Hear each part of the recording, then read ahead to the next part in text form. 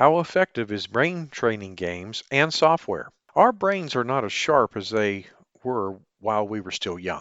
As our brain cells get older, so does our brain functions. The brain becomes slower and less sharp. That's why brain training is very, very important. The goal is to help reverse the effects of aging and lack of sufficient challenging activity by stimulating our brain centers. When our brains are stimulated, they perform better. Welcome to episode 98 of the Teacher Rockstar podcast, a place where tips and strategies critical to the new teacher are discussed. I'm your host, Steve Hiles, and in today's episode, we're going to be talking about brain training, improving your brain, part 3. Okay, specifically, how effective is brain training games and software? But before we continue, we have the following messages from our sponsor. Would you like to jumpstart your classroom management skills? Well, if you're fresh out of college, a first-year teacher, a student teacher, maybe you're a teacher returning back into the classroom, the Teacher Rockstar Academy course is for you. Gain the confidence, the skills you'll need to crush it on day one and beyond. So invest in yourself and enroll now at tra.teacherclassroomresources.com. I promise you that this will be a most transformational experience. Imagine having access to educational products, instructional videos, top-rated teacher podcasts, and articles worth over $1,000 for just pennies a day. Wouldn't that be awesome? And you know what the best part is? You get a free 7-day trial. So really, what do you have to lose? Go check it out. Take a look around. Go to membership.teacherclassroomresources.com. I will be adding more products each and every month, and you're going to love being part of this teacher membership community. Okay, let's continue. Brain training works by employing the use of repetition, right, and new challenges. So every new level of Sudoku is a challenge. Your brain hasn't played that level before, so the level is able to engage your brain. However, once you're able to solve that new level, your brain starts to get acquainted with it. The new level is viewed less and less of a challenge. Makes sense, right? If you were to repeat that very level 10 times, then that level becomes inadequate in stimulating your brain centers. It's not all about repeating. What you should be repeating are new challenging tasks. If you've solved one level, then move up to the next one. Don't be stuck there, okay? Now, brain training games, by that I mean online games and software, are important in our brain training journey. However, scientists have called out many of these rewards these games and software companies promise as bogus. Brain training games and software will not help you prevent Alzheimer's disease or any other disease that affect brain functions. Scientists are of the opinion that you can do without these brain training games and software and stick with the classics like puzzles, learning a new skill, or even creating your own, as long as you're engaging in a task that's deemed challenging. To further back up their claims, scientists did a study on two sets of kids. One was exposed to the available software and online games, while the other set was exposed to puzzles and book reading. When the 7-week study eventually came to an end, there was no significant difference between the two sets of kids. Now let me go ahead and talk about brain training software here. Living a sedentary lifestyle is equivalent to your body being out of shape. Very many persons go as far as adding extra pounds, which they find extremely difficult to lose after. Okay, the body suffers without physical activity, such as exercises, to keep it in shape. Same way, the brain suffers from lack of mental workouts. While children can get away without proper brain training because they're young and their brains are still very effective, adults can't. By the age of 30, I want you to think about this, our brains begin to gradually get out of shape, and without our help, it gets worse. At age 45, we lose 10% of cognitive capacity. And every 10 years after that, we lose about 10%. This continual loss is what makes old age very frustrating. But just as you do exercises to have a healthy body, even in old age, so also does mental exercises work to keep your brains young and in shape. The steady decrease in brain power isn't just a factor of age alone. I want to be very clear about that. There are other factors to consider, such as stress and a busy, unbalanced lifestyle. These factors drive the brain into an overload which negatively affects the brain.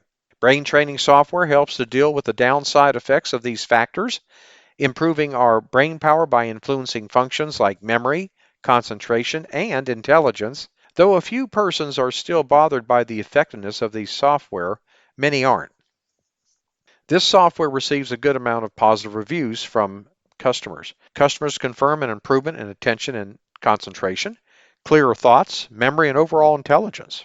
They also attribute better performance at work and school to this software. One such software that has garnered a huge number of fans is the Brain Fitness Pro. Brain Fitness Pro has made regular users into satisfied customers whose reviews get more people hooked to the software. With this software, customers have confirmed to having benefited from the training after 3 weeks of using the Brain Fitness Pro software. Now, the software is also said to improve fluid intelligence. That is your ability to solve problems.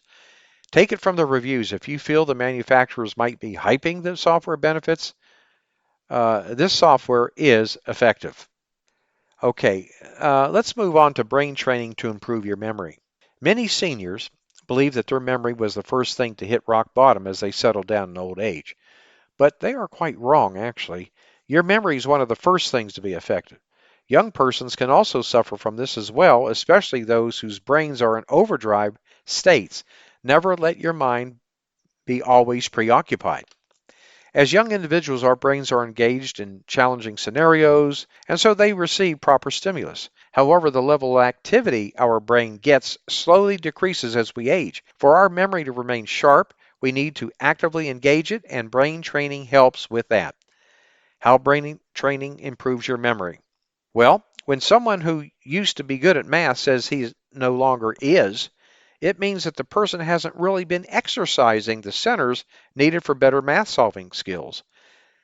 So those brain regions become dull and needs to be engaged to pick up speed and accuracy as before.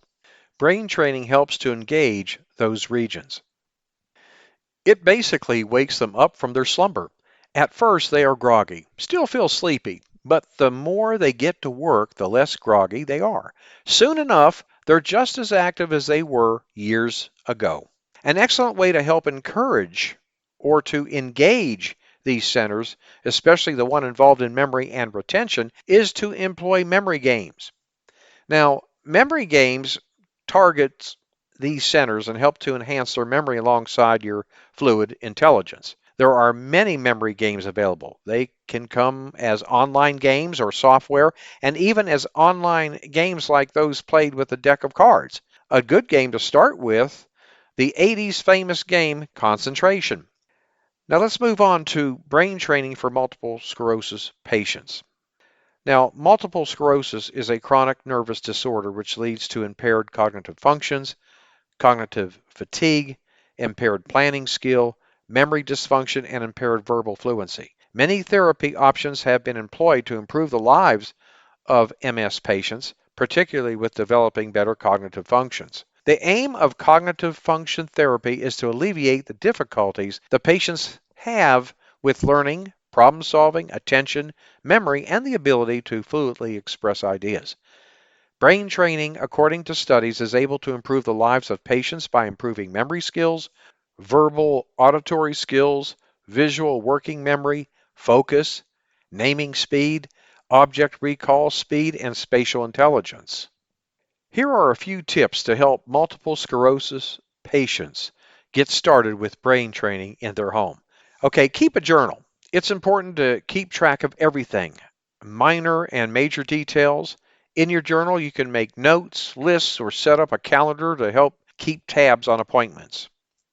Receive instructions or directives in a quiet, distraction-free place. Also, do well to ask that the instructions be given in simple sentences. And you could go a step further and write them down in your journal. The next thing, solve puzzles regularly. To make it more fun, you could do this in groups. Another thing is don't be tempted to rearrange your home. Why, you ask? Because then you'll have a whole lot more to remember. Next week, we will wrap up our series on brain training part 4. Well, my friend, this brings us to the end of this episode. Hope you found a golden nugget or two from the information presented. Feel free to reach out should you have any questions or comments about the episode. And I want to thank you for listening to the Teacher Rockstar podcast. I'm your host, Steve Hiles. When you get a moment, visit my blog and subscribe to my newsletter for the latest educational research, best practices, and best of all, unadvertised free bonuses. Go to our new and improved blog at blog.teacherclassroomresources.com. And don't forget to subscribe to us at the Teacher Rockstar Podcast. And if you really would like to support us, feel free to share our podcast with others, post about it on social media, leave a rating and review. That would be greatly appreciated. Thanks again. We'll see you same time, same place next week. And remember, my friend, you got this.